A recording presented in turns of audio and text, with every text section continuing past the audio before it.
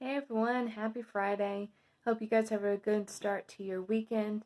I wanted to read you guys a devotional as we're kind of kicking off our Facebook Live and YouTube videos, just so that you guys can keep digging into God's Word even during this time of being stuck at home. So this one is pretty cool. I just read it yesterday. It's really funny.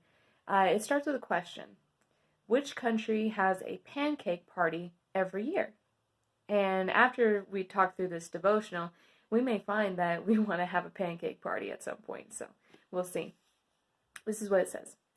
Lent is a special time for Christians. It comes in the spring, and people give up certain foods to remind them of when Jesus wandered in the wilderness.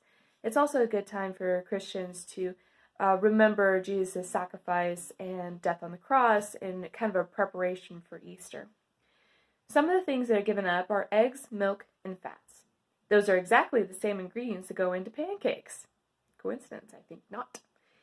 So in England, people go crazy for pancakes on the day before Lent, using up all the groceries that they won't be needing for a while. Because basically during Lent, you shouldn't have these things in your house because you're not allowed to use them.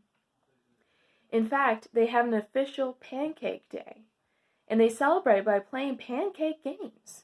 I mean, they go all out for this. One is toss the pancake. Someone tosses a pancake up high and kids jump up to try and grab it. In another race, women holding frying pans with pancakes in them must run to the finish line while flipping the pancakes up into the air. I'm sure a lot of people lost pancakes that day. People say that they run the race to copy a lady who heard the bells announcing the beginning of a church service and ran to the church with a frying pan still in her hand. She definitely wanted to make it there on time. England is not the only country where people do strange things with pancakes.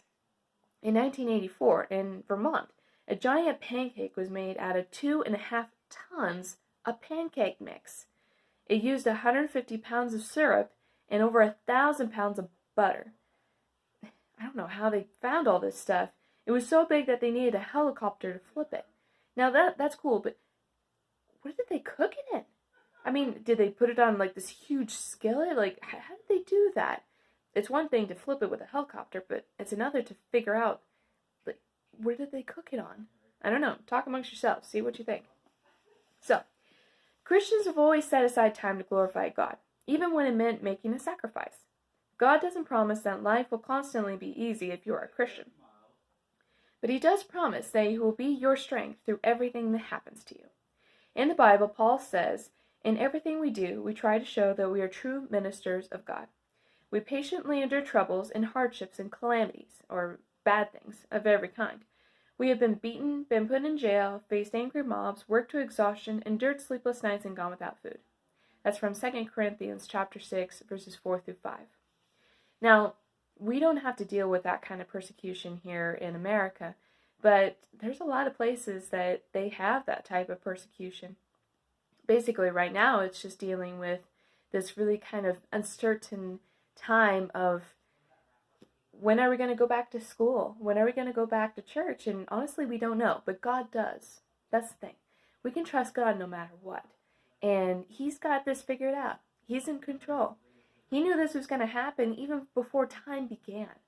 So, all we have to do is trust Him, and He will lead the way, and He will make sure that we stay safe. Now, this is the part that I really enjoyed of this devotional. There will always be troubles on earth because earth isn't heaven. But you can count on God not to leave you to go through your problems alone. So hold on to that promise, guys. And we will see you again in the next video. Bye.